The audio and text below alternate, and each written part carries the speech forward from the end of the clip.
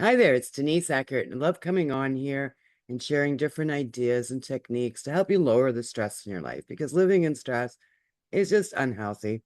And today I've got Susan Lazar Hart, and she's the author of Breaking Free. She's a transformational mindset coach, creator of the Congruent Living Method and the Congruent Living Academy. Welcome, Susan. Thanks for having me. Yeah, stress-free, that's the way to go. And there's so much in this reality that's enforcing you that you're supposed to be stressed. So I know even with my neighbors, and I'll say, oh, I feel really blessed. And they look at me like, Art, how can you feel blessed? Do you know this is going on and this is going on and this is going on? Yep. And your point of view creates your reality. So I'm going for feeling blessed. Absolutely. So, Yeah. what inspired you to do this type of work, Susan? I was a painter for about 20 years, 30 years, and I created heavy metal poisoning in my studio. And I remember lying there recouping, and with the awareness, if I'm not a painter or printmaker, I'd always gotten all kinds of accolades for that. I was in galleries and architectural magazines. And so it really occurred to me how we're conditioned to be an M rather than an I am. And so I started really investigating, first of all, alternative ways of healing. I found an amazing homeopath and naturopath. I investigated hands-on energetic body work. I started reading Eckhart Tolle, and then I started reading Dr. Joe Dispenza. And I just enlarged my own mental library of everything that was available to me.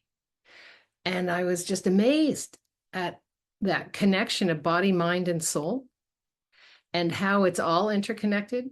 And even though I always loved to ski and swim and play in the mountains and walk by the ocean and knew I was receiving something extraordinary, it didn't occur to me that we're all connected. And so that was a huge revelation for me. And once I had that, there was no holding me back. And I started really to look at who we are as a human species and what we've taken for granted, and that we're just using a nano tinge of our capacities, which also really intrigued me. And so I started really learning more and more about hands-on healing, about just being present. And like most people I know, I was raised in a family where it was blame, shame, regret, guilt, and react or be removed. And so it really, all of this really intrigued me. And the more I realized, oh, it's about being congruent. It's about being congruent in everything you be and say and do. Because if you're not, that's where the stress comes in. Because you're puzzled, you're confused, you're going to your backstories of who you were and what you were and how you were raised. And this whole idea of being congruent in a way that causes not only ease and grace for you, but it creates a ripple effect. And that's who we are. That's who we came here to be. We came here to be that ripple effect that creates greater. So that's how I got into. I went back to school. I got my certification in personal coaching and professional coaching. I continue even now to add to, as I say to my clients, they say, what kind of coach are you? I say, transformational mindset. What does that mean? It means I have a huge buffet of tools, because what you pay attention to matters. And it's about shifting that mindset, transforming that mindset. So you actually are living in grace, in gratitude, in appreciation.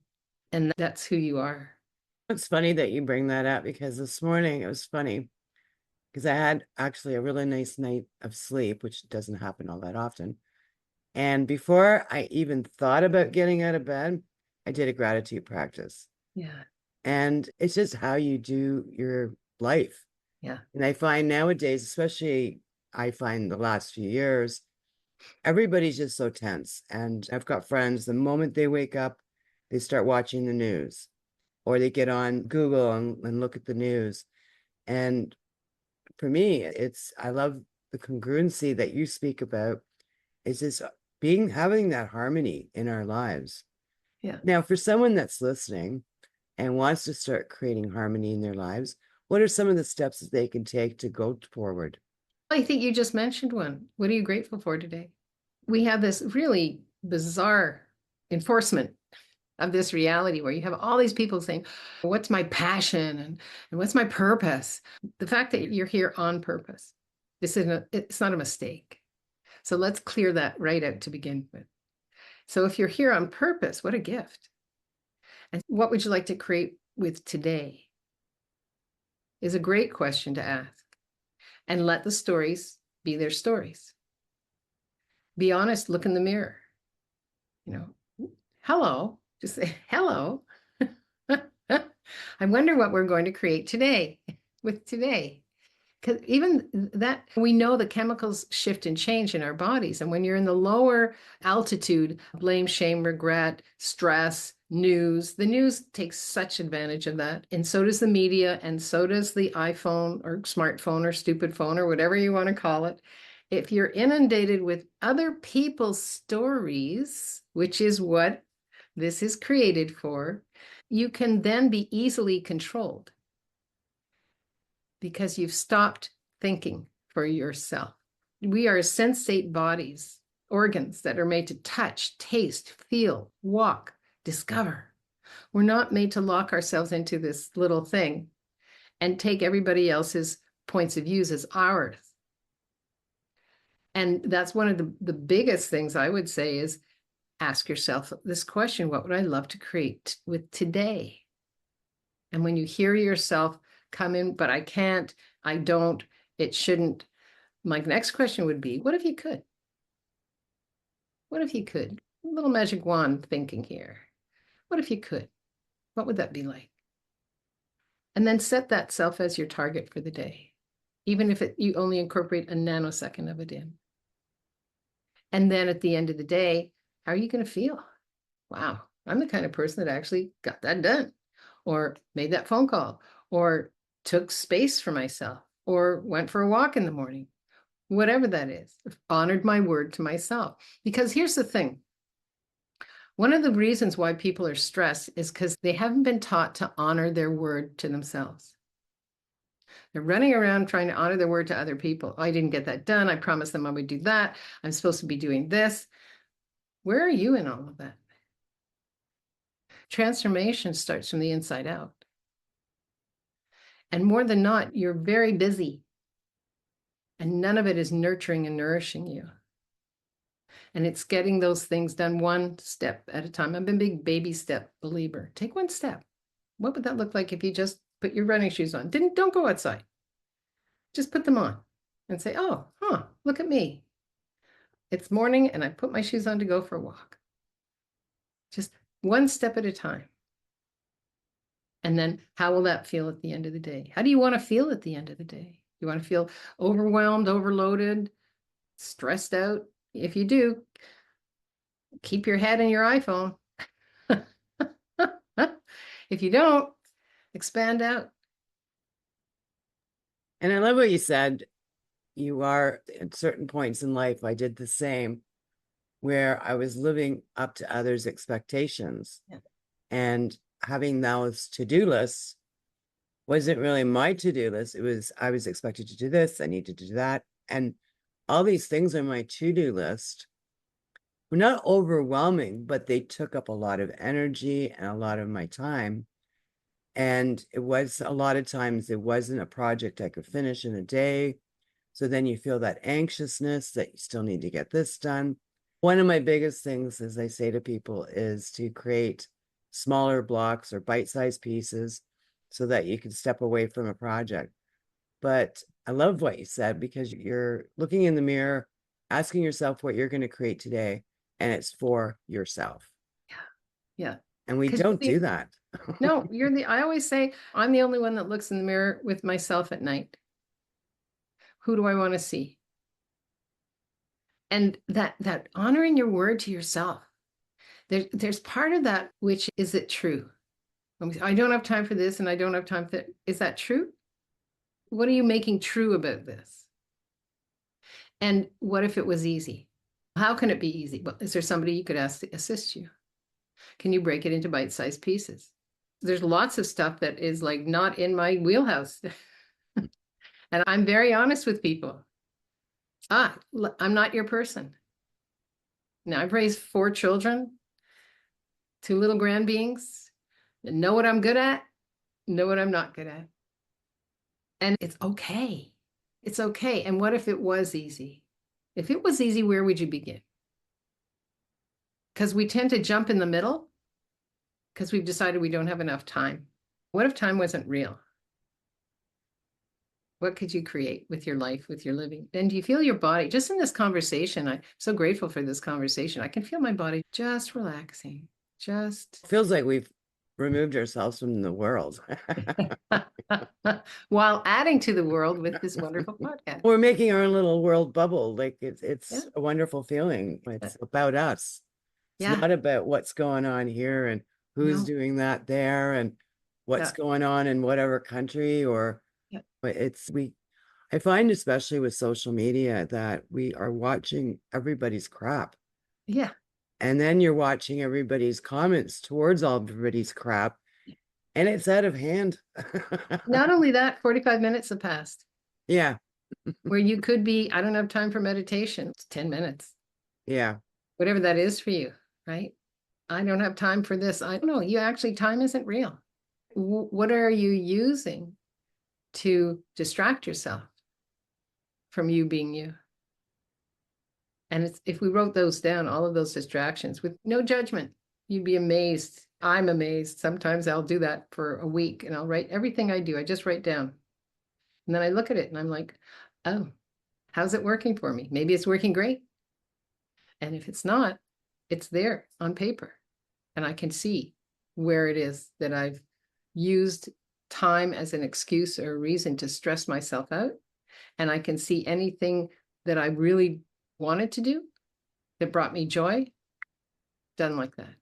Because the universe is there to assist you. That's another thing we're not taught. We're taught we're supposed to be stressful. We're taught we're supposed to be worried. Like one of my kids got very sick about 2 years ago and ended up in emergency for 6 weeks. And I was away when I found out about it, get in the car. I'm there every day. And there was no negativity allowed in the room. I brought in people who did crystals. I brought in music, everything to assist her in what she loved. At one point, I said, okay, you've got to make a choice here. You can either buy their reality or you buy yours. And within 24 hours, she shifted. Because it's about appreciation, gratitude, and truly what else is possible here. Again, the universe is here to assist you. We're not taught that. We're taught, I'm here alone. I got to do this by myself. I'm going to be stressed out. And I'm like, really? How's it working for you? And also, one of the things I keep bringing up is the more stressed out and busier that you are, it's that scale of success. Correct. You're not successful if you're just sitting around meditating or taking time for yourself. And that goes even deeper for me because idle hands and all those other little sayings where, what is it? The idle hands are the devil's playground. Yeah. We were never taught to, or I was never taught, and it was never even talked about taking care of ourselves. Yeah. Yeah, And it was always go, do. And the minute you sit down to relax, you get another job because you look like you're bored. yeah. And And again, as long as you are not in the center of everything you be and do, it's a great way to control a population. And so we came here to be a pattern interrupt. now, for someone that's listening, how do we start changing our thoughts, our beliefs, our habits? Because I know for myself, once I got out of, I used to do conference managing or conference planning, and it was just chaos. And I had to step back health-wise. And it took me a long time to figure out to work like this. Like for myself now, if I've got a project to do and I don't feel like doing it that day, I don't do it. I'll do something else. And then, because the universe does provide, I usually get little trinkets to help me or give me ideas. But for someone that's just starting out, how can they start making these changes in their lives? I think it's in my book, Breaking Free. Here's a simple exercise. Take a pad, Divide it into 3 rows. First row, what would you love? What would you love to be doing right now? What would you love? It's 6 months from now. You've waved a mat. What would you love? Write it all down. I would love a kitten. I would like to ride a horse. I would like a relationship. I would like $1 million. But it has to be what you would love. Write it, no matter how crazy, write it all down. And the second, and this is the work that I do with my clients when we first meet. The second row, I'll ask you to write what's holding you back from each one of those.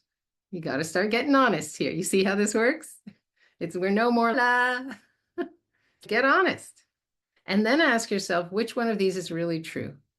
And then at the third one, which one of these would you like to do? Pick one.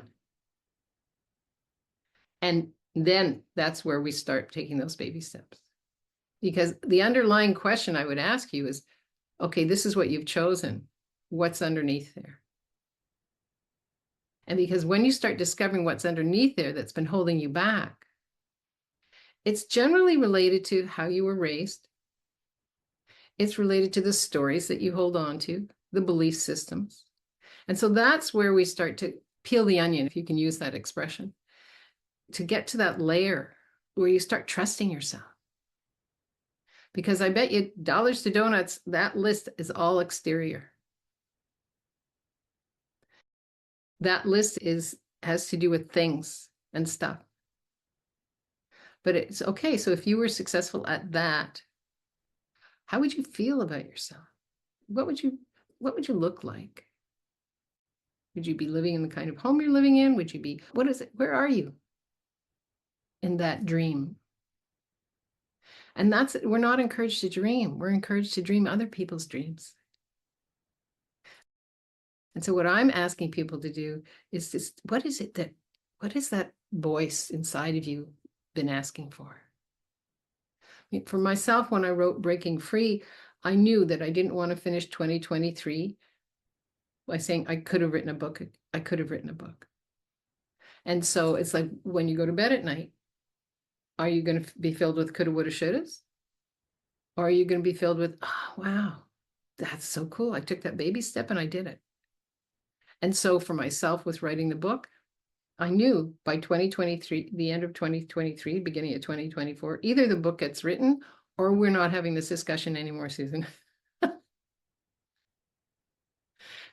Because I didn't want to put my head on the pillow December 31st saying, oh, here's another year where I'm saying to myself, and there's this book inside of me that's asking to come out. It's the same with coaching, with working with my clients, with the Congruent Living Academy. I'm always in discussion with it. Because everything we have, be, do, create has an energy to it.